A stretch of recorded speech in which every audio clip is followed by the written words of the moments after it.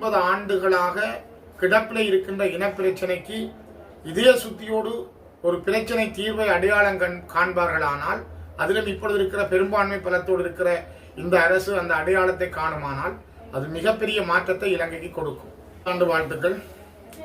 பிறந்திருக்கிற 2025ஆம் ஆண்டு ஆரோக்கியமுள்ள இன ஒற்றுமையோடு கூடிய இந்த நாட்டிலே தமிழ் மக்களுக்கான தேசிய பிரச்சனையை தீர்த்து வைப்பதற்கான நீண்ட காலமாக பொறியோடி போயிருக்கிற தமிழர்களுடைய இலக்கினை அவர்கள் அடைவதற்கும் அவர்களுடைய லட்சிய கனவுகள் நிறைவேறுவதற்கும் இந்த ஆண்டு ஒரு புதிய அத்தியாயத்தை தொடக்க வேண்டும் என்ற எதிர்பார்ப்போடு இந்த ஆண்டுக்குள் நாங்கள் காலடி எடுத்து வைக்கிறோம்.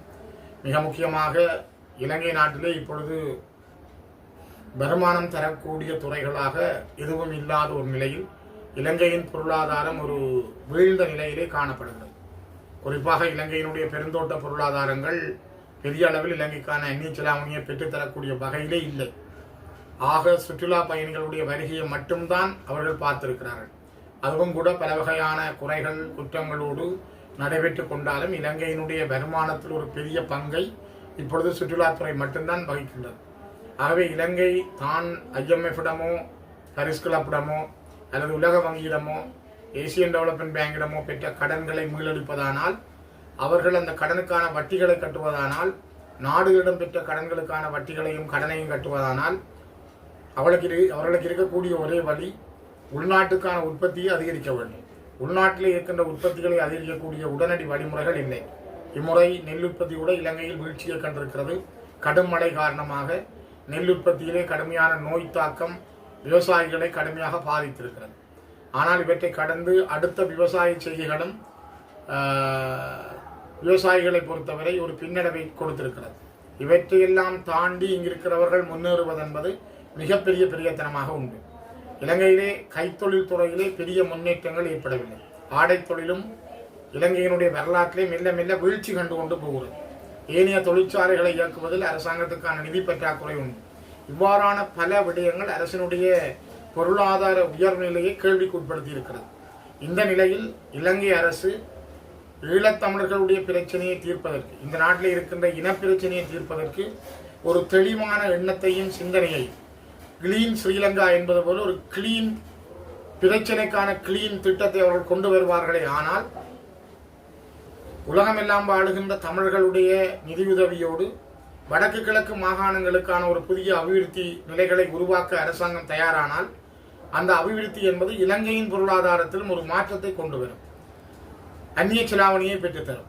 இங்கு இருக்கின்ற பல தொழிற்சாலைகள், குறிப்பாக மட்டக்களப்பு மாவட்டத்தில் இருக்கின்ற வாழைச்சேனை காகித தொழிற்சாலை, முல்லைத்தீவிலே உள்ள ஒட்டி சுட்டான் ஓட்டு தொழிற்சாலை, கிளிநொச்சியில் இருக்கின்ற ரசாயன தொழிற்சாலை, கிளிநொச்சியில் இருக்கின்ற குறிஞ்சாத்தீவு உப்பளம், யாழ்ப்பாணம் காங்கேசந்துறை சீமேந்து தொழிற்சாலை, இவ்வாறான பல தொழிற்சாலைகள் இன்னும் இயங்க முடியாமல் உண்டு. அதனை விட பல சிறு சிறு கைத்தொழில்களாக இருந்த கண்ணாடி தொழிற்சாலைகள் அல்லது ரால் கம்பெனிகள் என்பதெல்லாம் மூடப்பட்ட நிலையில் உண்டு. இவற்றை செய்வதற்கான தகுதி நிலைகளை அல்லது பணபலங்களை புலம்பெயர் நாடுகளில் இருக்கின்ற பல அமைப்புகள் அல்லது தமிழர்கள் கொண்டிருக்கிறார்கள். அவர்களை கவர்ந்து வரவழைத்து அவர்களுக்கூடாக இதற்கான நடவடிக்கைகளை அரசாங்கம் மேற்கொள்ளுமானால் அது இந்த நாட்டுக்கான பொருளாதாரத்தினால் ஒரு வெளிப்பாய்ச்சலை கொடுக்கும். ஒரு பெரிய நிதி பாய்ச்சலை அது தரும். அந்த வெளிப்பாய்ச்சல் உள்வருகின்ற நிதி பாய்ச்சலை அதிகரிக்க வேண்டும் என்றால் அரசாங்கம் மேற்கொள்ள வேண்டிய உடனடி நடவடிக்கை, என்ன விடயங்கள் இருந்தாலும் இந்த நாட்டில் ஊறிப்போய் இருக்கின்ற 80 ஆண்டுகளாக கிடப்பில் இருக்கின்ற இனப்பிரச்சனைக்கு இதய சுத்தியோடு ஒரு பிரச்சனை தீர்வை அடையாளம் காண்பார்களானால், அதிலும் இப்பொழுது இருக்கிற பெரும்பான்மை பலத்தோடு இருக்கிற இந்த அரசு அந்த அடையாளத்தை காணுமானால் அது மிகப்பெரிய மாற்றத்தை இலங்கைக்கு கொடுக்கும். ஆனால் அந்த சிந்தனையும் எண்ணங்களும் சிங்கள மக்களிடமும் சிங்கள மத குருமார்களிடமும் சிங்கள பௌத்த குருமார்களிடமும் எவ்வாறு வரும் என்று எங்களால் சொல்ல முடியாது. ஏனென்றால் இன்னும் அவர்கள் அந்த பௌத்த இதிகாச சிந்தனைகளுக்குள்ளேயே நின்று இந்த இனப்பிரச்சனையை பார்க்கின்றார்கள். அதுக்கு வெளியிலே வந்து சிந்திக்கின்ற எண்ணங்களை அவர்கள் கொண்டிருக்கவில்லை. தமிழர்களுடைய பிரதேசங்களில் அவர்களுக்கான நிதி அதிகாரம், காணி அதிகாரம், பொலிஸ் அதிகாரம் வழங்கப்பட்டு அவர்கள் இந்த நாட்டுக்குள்ளே ஒரு சுயாட்சி உள்ள சமூகமாக மாறுகின்ற பொழுது அது இலங்கையின் பொருளாதாரத்தில் ஒரு மிகப்பெரிய பாய்ச்சலை கொடுக்கும். அந்த பாய்ச்சலை, அந்த நிதியினுடைய பலத்தை, அந்த அந்த அந்த அது கிடைக்க போகின்ற வாய்ப்பை இன்று இருக்கின்ற இலங்கையினுடைய தலைவர்கள் பயன்படுத்துவார்கள். ஆனால் அது அவர்களுக்கான மிகப்பெரிய வரப்பிரசாதமாக மாறும்.